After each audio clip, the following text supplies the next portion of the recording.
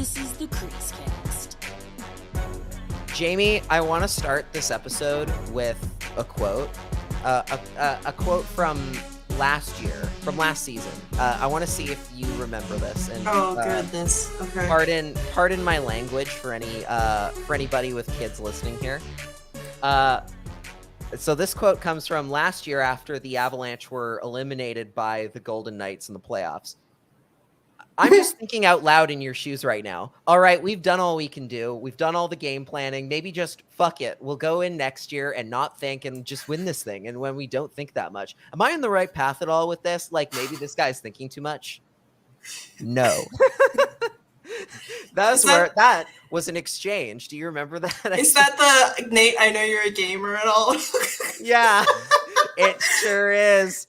It's God. When a certain Avalanche beat reporter basically asked Nathan MacKinnon, are you thinking too hard? And like, maybe you should just like go in and win it. Like Easy. Yeah. You know, it's just like, you just do it. Like, have you ever just thought about like not being sad? Like, that was literally the hockey equivalent of being like, you should just go outside, feel better. Like, yeah. Just doing that. My friends and I just kept sending it back and forth. My friend transcribed it and we just sent it back and forth in our big group chat. Yeah. It's hilarious. It's amazing copy pasta when done. When yes, thrown in. Amazing. Yeah. But here the Avalanche are actually having now played one game in the Western Conference Final. They've won a playoff series. They've gotten past the second round. Thank God for them, yes. Playing against an Edmonton Oilers team that was in very much the same boat, having not before this year, having routinely getting bounced in the first round. And in their first appearance in the Western Conference Final for each of these teams in decades. I guess not a decade. I guess only one decade for the Oilers because they made it. Yeah, Avs was 20 years ago when they won. I think so, probably, right? It would have been like maybe 2002 when they played Detroit, maybe that one, but like same diff, right? Yeah. They didn't disappoint in terms of the effort today in game one. I don't know about that. Okay, maybe they disappointed a little bit depending on who you ask. 8-6 a final score again in the opening round. Colorado wins. Holy cow, what a start. Dude, the goalies, they had a 500 save percentage in the first 8 minutes. Oh God, yeah. Because there was only 2 shots for each team and there was 1 goal for each team. Yeah, it was not a banner night for the goaltenders, but considering Mike Smith's history and considering the Oilers' history with their goaltenders, that wasn't that surprising. Like, you could have kind of seen that part coming. It was the Avalanche going in the weird direction that they did, where things kind of went a little haywire. So the final shots in the game were 47 for Colorado, 37 for Edmonton. At one point, the Avs were up 7-3 and 8, and the Oilers stormed all the way back to make it 7-6 before Gabriel Landeskog iced it with an empty netter. Disgusting. So it's like, okay, Colorado, I have a lot of concerns about, and I've had concerns with Colorado for a while. That came up in this game. Yeah. As far as your predictions are concerned, I believe you picked Colorado to win in 6. Yeah. How are you feeling after game 1? Well, they can't play like that. They can. I mean, they kind of can though, because they won. Okay, I'm okay with the offense. The defense needs some help. Yeah, it was a bad night for the defense. Then with Darcy, you can get either kind of goaltender. And I guess, how many goals did Darcy let in? I believe Darcy Kemper only allowed 4. I believe 4. I think the rest were Pavel Francouz, which we'll talk about in a second here. That was only 2, and he did really well to be in cold, basically. Oh yeah, overall, if you look at just the full on. Okay, so yeah, Darcy Kemper allowed 3 on 16 shots. Not great. And then Francouz also let in 3, but on 21 shots. So Let me see. bad night. An 813 save percentage for Darcy Kemper and an 857 for Francouz. So not a good night for either goaltender. Not a good night for. Oh, actually, Mikko Koskinen did very well. He had a 952. He only let in 1 goal on 21 shots, which is actually quite good. Yes. Mike Smith, on the other hand, had a very bad night. But the big thing for Colorado now is that Darcy Kemper left the game. He didn't get hooked for a bad performance. He left the game with an upper body injury, which I believe Peter Baugh, if I'm pronouncing that correctly, from The Athletic, he said that was likely that was in relation to the eye injury he suffered during the Nashville series, which again, like with Darcy Kemper, I've said it before, like he's a bit of an injury risk. And I think as long as I would, had we recorded yesterday, I think I would have said, as long as Darcy Kemper is healthy, I think they'll be okay. I think Colorado will be fine. Now he's hurt. He might be fine enough to come back and play a game too. Like if it's just a complication with an existing injury, it's not out of the realm of possibility that he comes back and plays immediately in game 2 after a couple days off. But if he's not back, I'm very concerned. I'm very concerned about Pavel Francouz. I don't know about you, but I'm concerned. Well, Frankie did play, like he did a lot of great saves that I don't know if Darcy could have done, especially because of how he has a lingering issue with his eye. At least that's what I understand. But yeah, I think it's because Frankie also hasn't played in a really long time, but I think they could be okay as long as they can keep the offense the same. Yeah, I mean, yeah, hey, if the offense keeps going at the pace it was going, they'll be just fine. Yeah, they'll be fine. but yeah, like for me with Francouz, I'm not so much worried that he's going to be bad, I don't think. Like I've seen Francouz, like he's a bit inconsistent for my liking, which is a bit of a concern, but like in the playoffs you can kind of mask that a little bit. Whereas the biggest issue for me with Francouz is that he is kind of like Kemper in the same way that he is also very injury prone. And I look at that as a red flag. Like if you lose let's say Francouz gets an injury, you're screwed. You might be screwed. Like you might be completely screwed. Yeah. And that would suck because Colorado is such a good team, but like this is their own doing, right? Like I don't know. I think I said at the trade deadline, like I don't understand why they didn't go out and get a goaltender, like get a durable backup goaltender. And we'll talk about Carolina in a bit for the same reasons. Again, literally, I swear to God, I talked about both of these teams during the preseason and like before the regular season started, saying, hey, these goaltenders that you picked up are great, but when they're healthy, they're great. When they're not healthy, that's a problem. And that's a lot of the time. And here it is for both teams, absolutely coming to decimate them at the worst possible time. And I was like, oh God, like you could have had Jaro Halak. You could have had there's a lot of goal. And I'm being biased because I wanted the Canucks to get assets for Jaro Halak at the trade deadline, but there are a lot of decent, durable backup goaltenders you could have gotten in the NHL for the right price.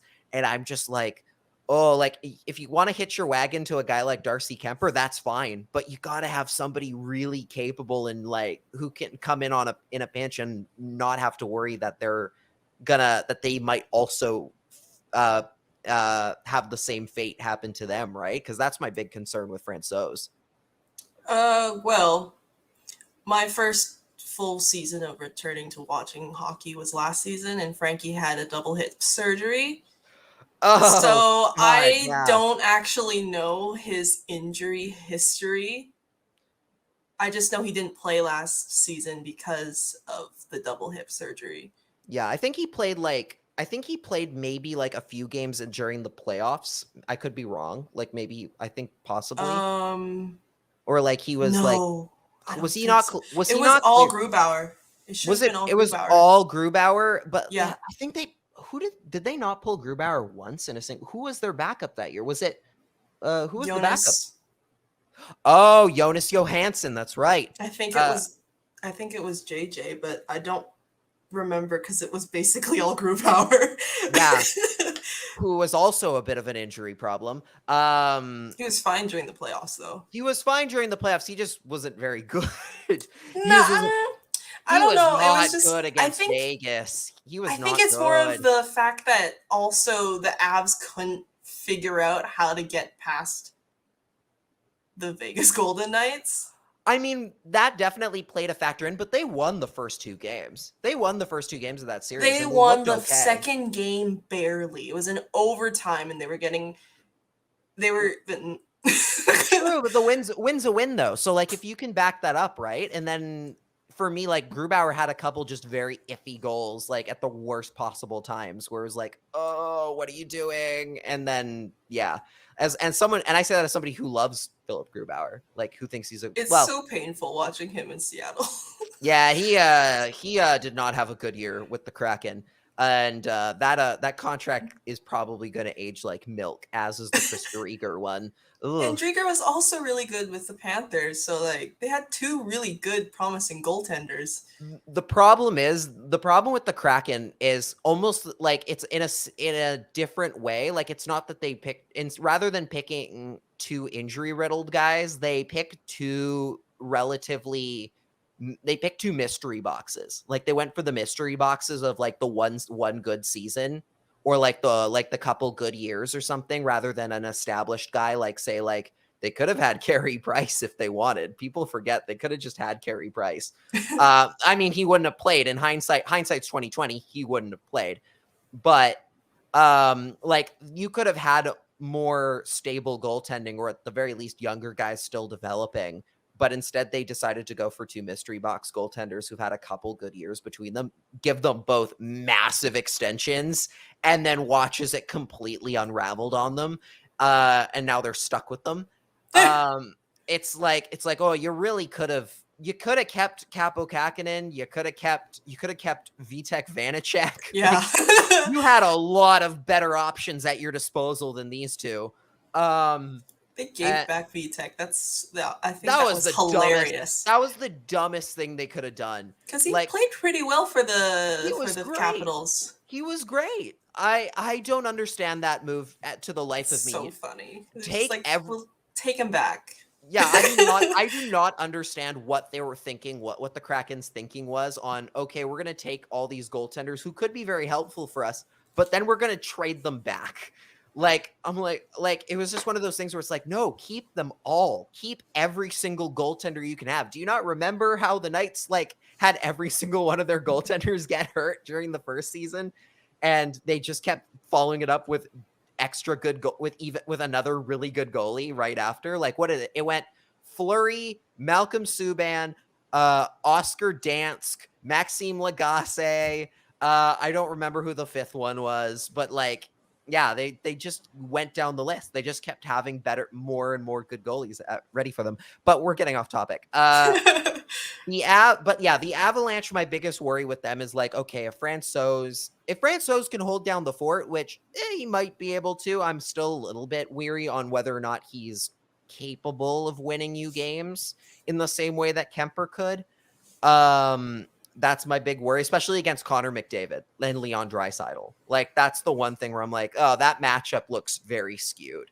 And to his credit, Francouz had some good saves in this game and like had a couple power play. Like there were a couple of power play opportunities for the Oilers where he shut them down. Yeah. But I just wonder if he can do that over the course of a 7-game series. I think he can. I think more people other than Devon Toews should be able to successfully defend Connor McDavid. Oh God, yeah. Cale Makar had a weirdly bad night defensively. Like he had a lot of mistakes. I only remember Devon Toews just literally like shutting down McDavid as best as he could. Yeah. And then the one time he wasn't there and it was Nate instead for some reason. He wasn't even on him. It's kind of like how people ask, how is Ovechkin always like just open on the dot? Well, yeah, it's because no one. It's kind of because there's nothing you can do about it. Like there's just like even if you have two guys on him, somehow he's still gonna get a shot away, and he's still gonna score. Because like two people were on Draisaitl, and then like left McDavid wide open. That's like okay. So with that, like I guess like if I as a goaltender, the one thought process I can have on that is almost the leave the star player alone kind of aspect of, okay, you don't want to leave him open in the slot. Like that's the worst thing you can do. Don't ever leave any player, especially a Connor McDavid or a Leon Draisaitl, just open in the slot area. However, the one possible scenario where it might be beneficial to leave that great player open is on that far side, like the Ovechkin spot, right?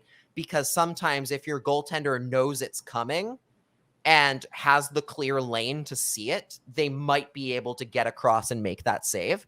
Whereas if you put a bunch of traffic in front of them, suddenly it's a lot harder to see that great player taking the shot, right?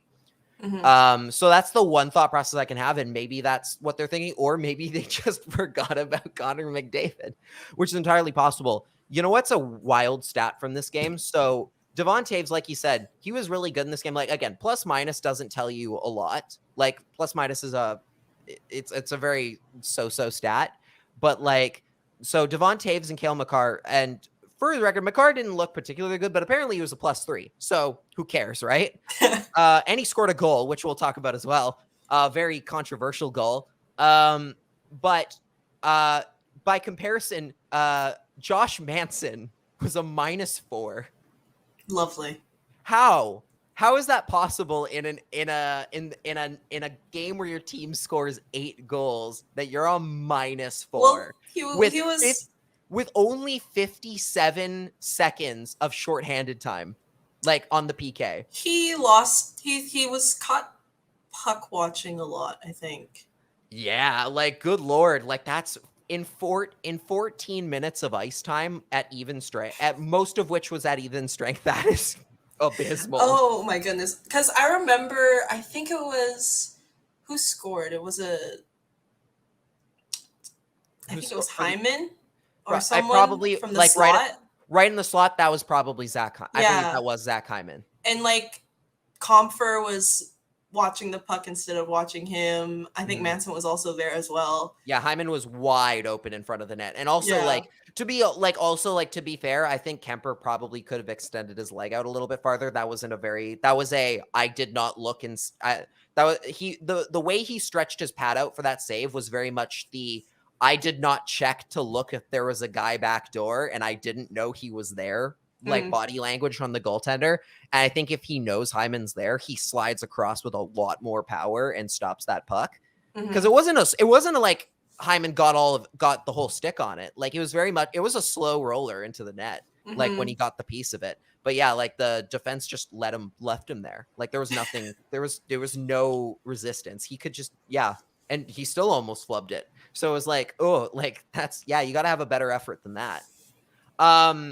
Okay. The Cale Makar goal. So this is one of the 2 weird plays we've had during the last week or so. Because I think the last time we recorded, if I remember correctly, the Oilers and the Battle of Alberta was still going. I think the Avs series was still going at that point. It's been a week. It's been over a week. So we'll start with Cale Makar. So Makar steps over the blue line with the puck right after the Hyman goal to tie the game in the first period. Makar steps over the blue line. I believe, correct me if I'm wrong, I think the guy on Nichushkin, Valery Nichushkin, love him. Chases the puck. Everybody loves Valery Nichushkin, especially JD Burke. It's been so Nichushkin tries to essentially goes in to chase after the puck. The Oiler defenseman puts it back out. Nichushkin is tagging up at the blue line, but Cale Makar enters the zone before he officially tags up. Takes the shot from like long ways out, a long bomb that Mike Smith just lets go. in a very bar bad goal. down. Bar down and in. And to take the lead. But you look at the play, Nichushkin is clearly has not tagged up in time for the puck to pass the blue line. No. Oilers challenge. Everyone is like, okay, this is definitely, this is coming back. That sucks. Yeah. But then the referees call it a good goal. And so the logic that I'm hearing on this is that because Makar didn't have, so if you watch the replay, the puck has not touched Makar's stick yet. While as he's entering the zone. And the thought, and presumably the idea here is that he does not have possession, therefore it is not offside, which makes this a good goal. Yeah. How do you okay, obviously, like, I know as an Avs fan, you're a little biased here, but I thought it was going to go back. So you thought, okay, so would you, if you're the referee on the ice, you're calling that no goal? Like, is that your thought? Well, I didn't know the rule. I don't think anybody knew that rule, really. Apparently, according to Elliot Friedman, all the video people ruled that as a goal. Yeah. Because all he did was kind of chip in the puck, but he didn't have full possession of it. And he took possession once Val went back to the line. Right. And like, you don't know what he's thinking, right? And apparently, I just saw a tweet saying that Cale did do that on purpose. Oh, I don't know about, okay. Cale Makar's a very good player. I don't know if I buy that one. I don't know, because he's obviously hasn't seen any of like the reviews and stuff, right? Because it's basically you go back into the locker room, you go for media, and then you go back into the locker room, right? So I mean, yeah. He was like, okay, so this is quote. I knew they were trying to get out of the zone. My instinct was to try and give them as much time as possible. So it makes it seem like he knew that if he only chipped it in and then took possession after Val got to the blue line, he could score. I mean, if that was his thinking, like he might be like, he might be one of the best players in the world, because that's a insanely galaxy brain play to make. But at the same time, I think back to when I don't know if you remember this, but when Kevin Bieksa scored the stanchion goal, the big stanchion stanchion goal that sent the Canucks to the Stanley Cup final against the Sharks. I believe the quote after the game from Chris Higgins, who was set play. Like they called that a set play. Yeah. And Edler knew exactly where it was gonna go. Yeah, exactly. Like it's one of those like things where like, and then apparently like I forget who wrote that article and asked that question to Chris Higgins or whatever. And it was like set play, and apparently just Bieksa and like somebody else were just losing it, like just laughing in the back corner. Like it's one of those like you can kind of say that, but also but also because like they might be kidding. Yeah, I remember Bieksa talking about how he and Edler used to practice weird stuff, like to see if they could get the puck to where they needed to score. But I don't know if that's true or not. But I do remember him saying that. Oh, for sure. Like on the Higgins one, like on that quote, it was a joke. Like they meant it as a joke. Yeah. Like, of course, they weren't planning to like bank it off the stanchion, have it dribble back to Bieksa while no one's paying attention and take the shot. But like on this, and which is why I give pause on this one. But Cale Makar is the type of player who, you could totally see that being a thought process for him. And like, okay, so based on what I knew of the rule at the time, I would have said no goal on that play as well. Cause it's like, okay, he's not tagged up. Nichushkin is clearly not tagged up. And as far as I'm concerned, he does have possession. Like clearly the puck is moving with him. He clearly brought the puck over the blue line. Like the puck didn't just do that. The puck didn't just cross the blue line on its own. After like reversing play, somebody had to do that. And that was Makar before the play. Right. So he clearly did that. That being said, I think that if we're calling, like, maybe this isn't the essence of the rule as it is, but like I often think that like the essence of the offside rule should always be like, okay, did this player being over the blue line, like, did that make an impact on the actual play itself? Which in that case, the answer is no. Like, there's nothing Valery Nichushkin is doing that by being where he is going to tag up on the play that directly impacts the final result, right? Like the puck going in the net.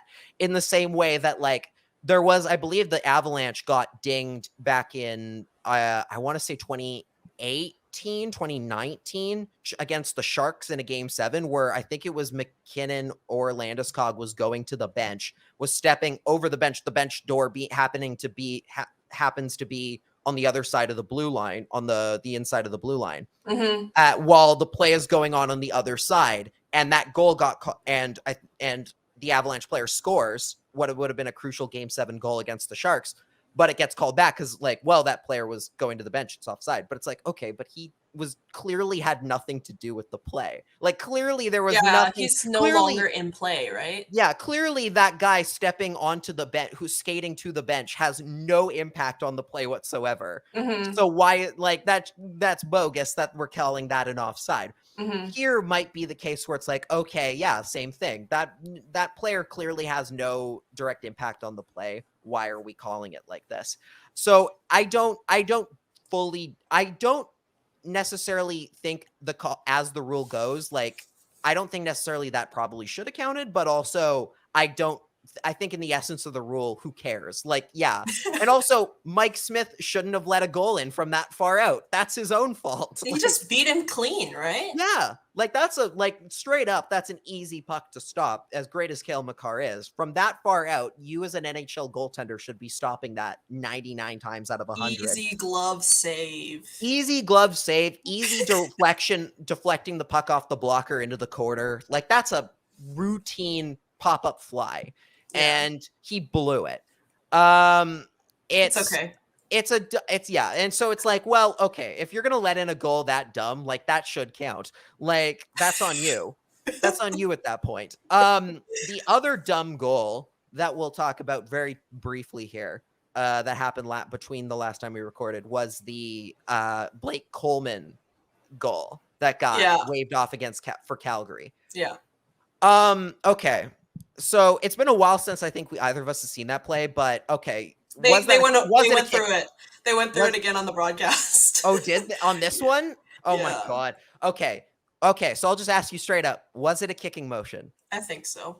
Really? Okay. Yes. Why?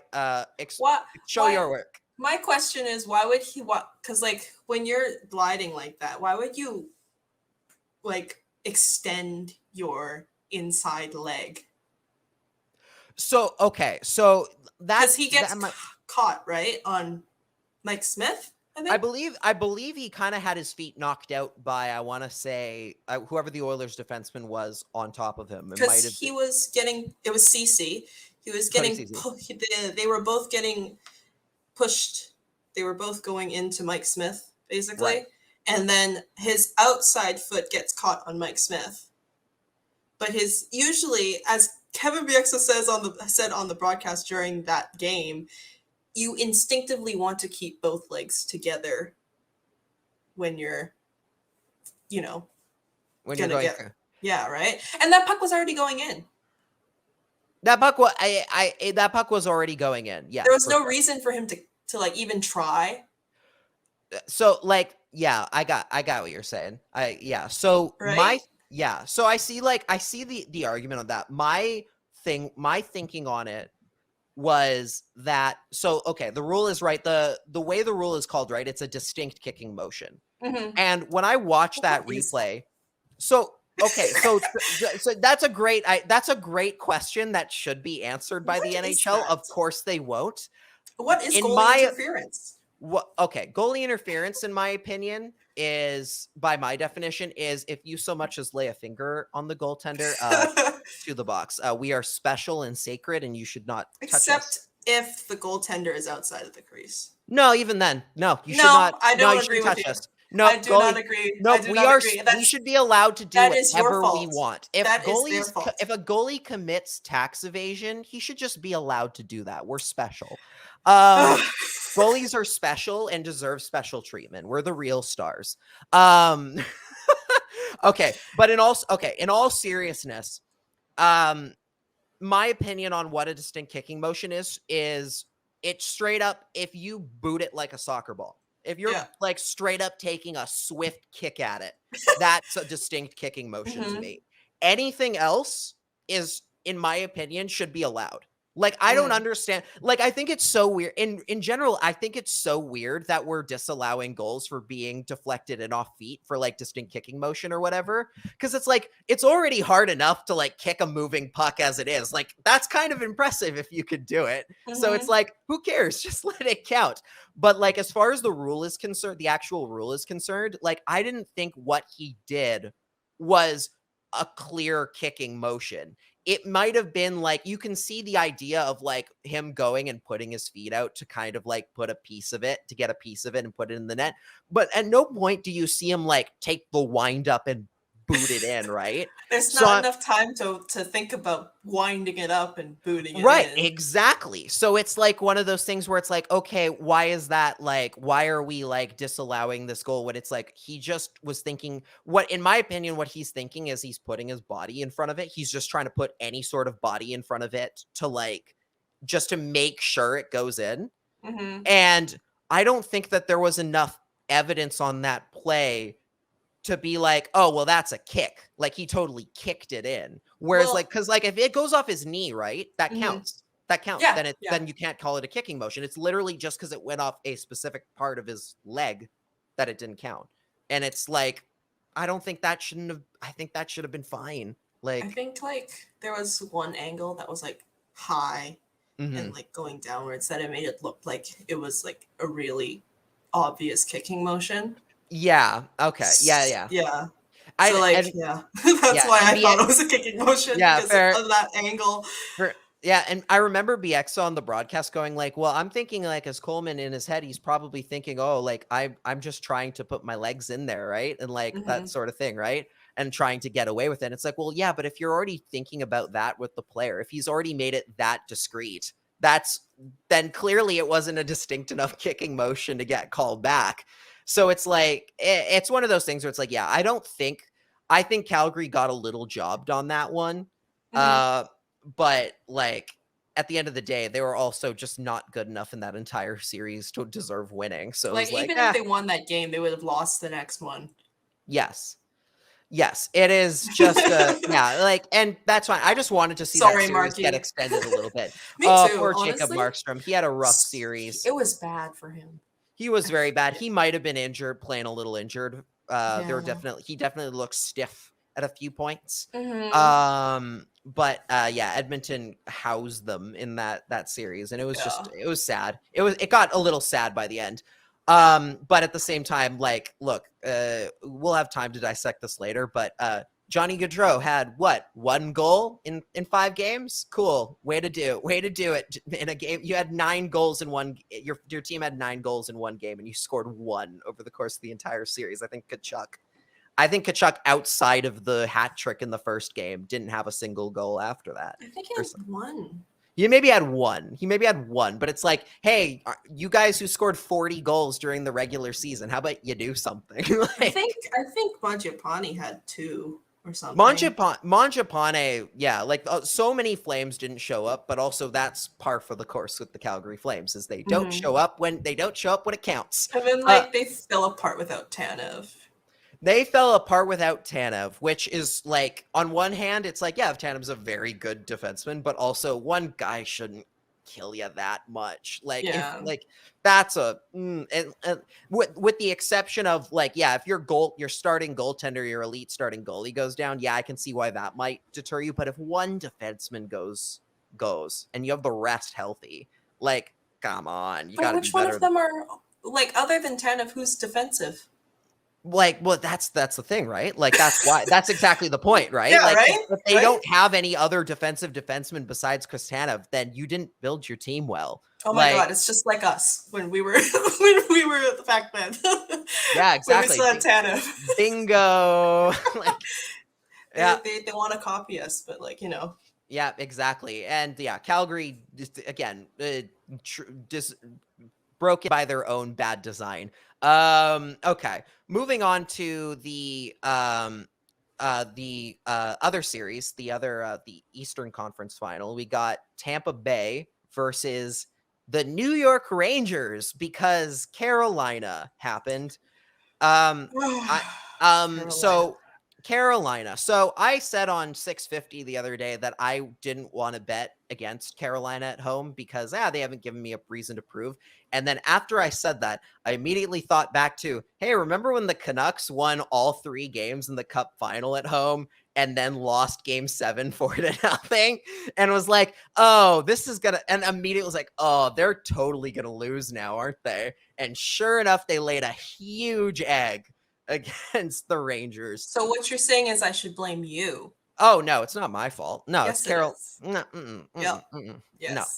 I refuse to take blame for Carolina doing the do. Okay. Oh my God. I refuse. Okay. You know what I refuse to take credit for? I refuse to take the blame for Carolina losing every single road game. They only had to win 1. They only needed to win 1 and they lost all 6. No, that's on you. Did you know that they were one of the best road teams during the season? That honestly, I didn't, but that sounds like a thing that that would happen in the NHL. It's so like, are you so kidding on me? brand. It's so on brand for like any hockey team, really.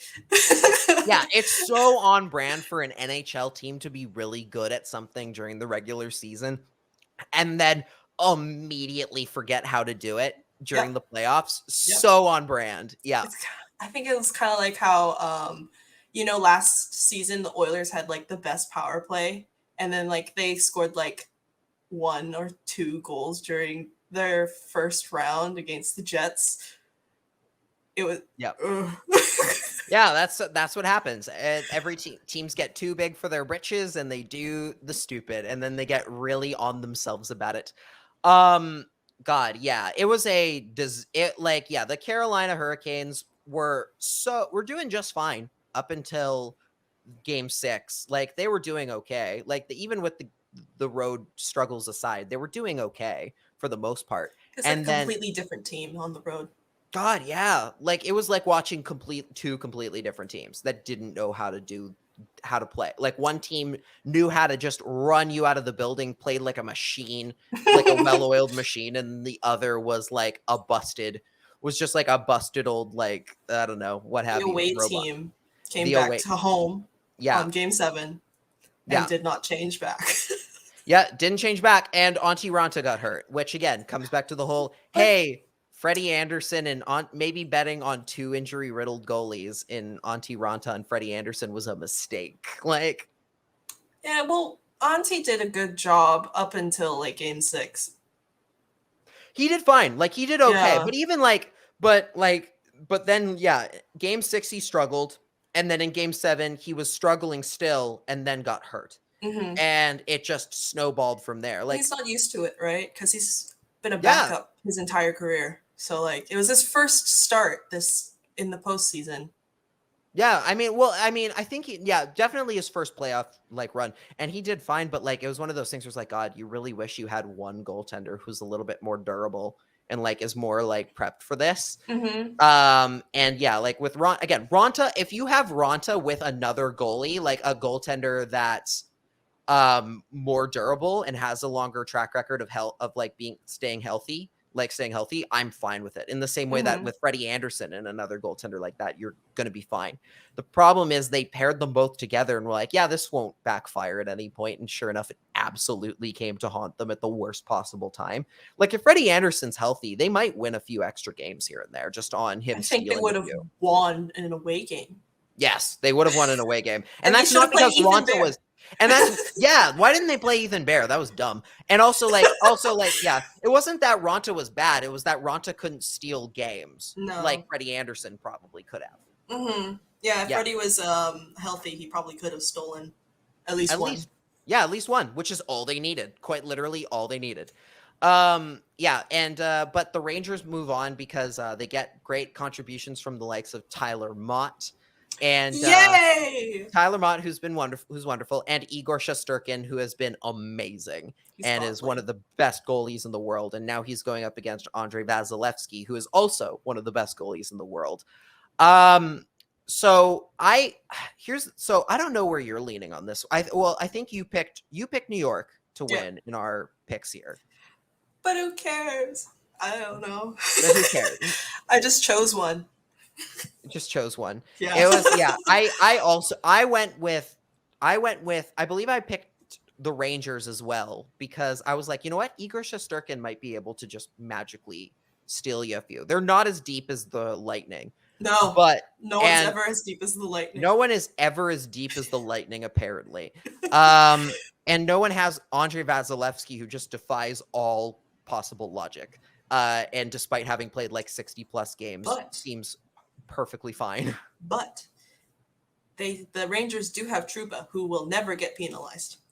That's true. He will never get a penalty, despite how many elbows in the head he tries to throw. He killed the child.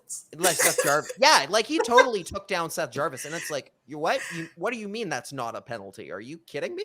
Yeah, are you joking? Like, he's short. Like, you're just because he doesn't like jump off his skates.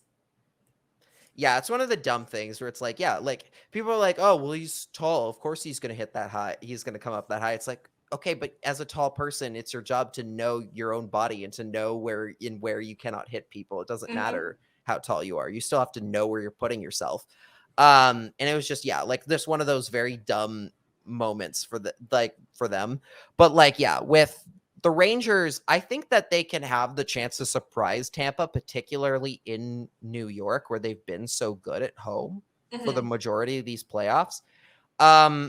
I think especially the big equalizer here, like despite the fact that the Rangers have played 2 7-game series here in a row, I think the equalizer is going to be the fact that Tampa's played so much hockey over the last however many, like the last 3 years. Yeah. Like, I think that even with the rest they've gotten, the fatigue is still a bit there. Like fatigue. When you're too successful. Exactly. When you're too successful, you get a lot less rest. And it's for sure. Like, it's one of those cases where it's like, okay, can Tampa hold on? Like, even that rest, and I don't even know if Braden Point's coming back for this series. I don't think they're starting out with him, at least. But they do have a carbon copy of him named Brandon Hagel, who looks exactly the same as him. They look the same, but I don't know if they can. That's true. That is true. They can just trick him. Yeah. Like they're scared, but it's actually just Brandon Hagel. Yeah, it's just Brendan Hagel. Like that's how they're gonna get. The Lightning are one of those teams that, again, like they're particularly a team that you can kind of just get they don't have a particularly revolutionary style of play. They just are so good at what they do. There's nothing you can do about it. Yeah. But like with the Rangers, they can kind of surprise you, especially Shesterkin. I think, again, obviously the Rangers are going to live or die by their goalie here. Like if Shesterkin can't hold on against Kucherov, Stamkos, Killorn, the Corey Perry, Victor Hedman, the list goes on. They're in trouble, but the Rangers aren't going to do much. But hey, the stranger things have happened. I think they've got a decent shot here. Yeah. I think I picked the Rangers in 6. I said 7. So you said 7. They're really tired. They're really, really tired. They're just like, ugh. 3 7-game series. Yeah, 3 7-game series, and then it's like, okay, you're gonna go play in either high altitude Colorado or 3 time zones down the road in Canada. Like, have fun with that. Like, they're just gonna get. It's so funny to me that like the East Coast is like goalies, like they're so good, like all of them are amazing, and then suddenly you have the West where it's like no goalies and no defense. No goalies, just vibes. Yep, that's really. Yeah. They're just there for fun, you know? They're just there. They're just here to have a. They're not. They're here to make friends. Yeah. Yeah. That's literally it. They're here to cause drama, and make friends. Yeah. That's exactly what this shapes up to be. Yes. I'm trying to. I don't think there's much else to talk about here outside of we talked. Yeah. The one last thing to talk about here before we get out of here. It's a bit of a short episode today. Is the Canucks making some moves in their front office in their coaching department. This is from Patrick Johnson. The Canucks announced Sedins are moving to full time to the player development department. Will work with young players on and off the ice in Vancouver and Abbotsford. The Canucks are also adding Michael Samuelsson and Mike Komisarek to player development. Chris Higgins remains, plus Johnson and Cami Granato.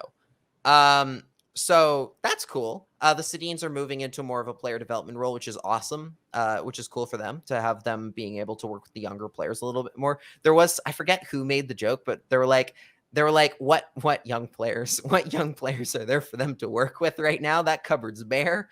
But you know what? There will be guys sooner rather than later, right? There are going to be draft picks coming through that's going to be very helpful to have Sedins there to lead them, right? Are you sweating? Yeah. So Are you sweating? Ooh, okay.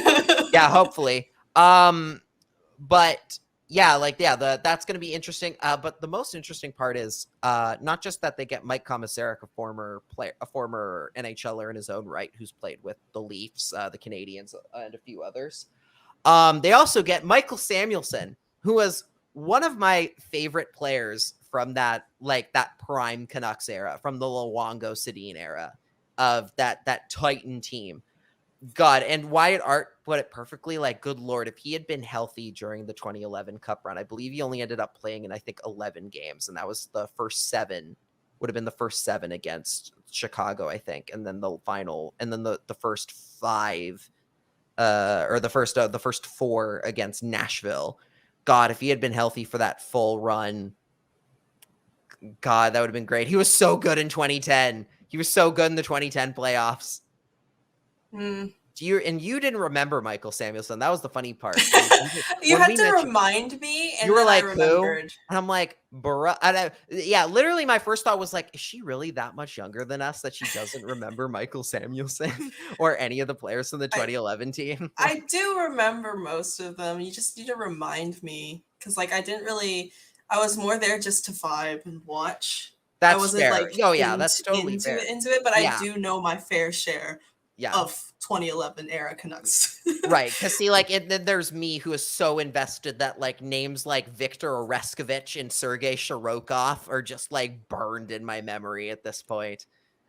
Yeah, I got no idea. And my favorite defenseman Canucks defenseman of all time was on that team. That was Christian Ehrhoff. I loved Christian Ehrhoff. My dad loved Christian Ehrhoff. I loved Christian Ehrhoff. I swear to God, he was so good. They never had a defenseman like Christian Ehrhoff up until Quinn Hughes. That was the first time they had a defenseman like him. He was so good he was only here for 2 years and they couldn't afford to keep him. He was so good, and he also got injured during that run. I think everyone got injured. Everyone got hurt. The Canucks were down to their last legs by Game 7, and that's kind of part of why they lost. But also, they also just didn't play well enough.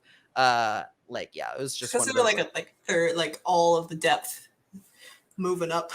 All the depth had to move up, and the offense just couldn't keep up to the for context, the Avalanche scored as many goals in tonight's game as the Canucks did in the entire 2011 final. What you gonna do? You're Boston not gonna win. Scored that many once. Boston scored that many once in one game. So it's it sounds the offense didn't do its job. God, every time I think about that final, it makes me sad. But again, of course, it's Luongo and it's Luongo's fault they lost. It's his fish, being a fish. It's his fault. Him and his 2 shutouts in their 3 of their wins in that cup final. It's totally his fault. But yeah, it's cool to have Michael Samuelsson here now working with the team. I'm interested to see what he'll do. I think they're also planning to get 2 assistant coaches for the roster as well. going forward. So that'll be interesting to see who those hires come from. And we'll have more Canuck stuff, I think, on Thursday when we next do an episode. But until then, this has been the CreaseCast. Jamie, where can the fine folks find you? You can find me on Twitter at _Jamie K. Lowe or on Instagram at Jamie K. Lowe Eats. Nice.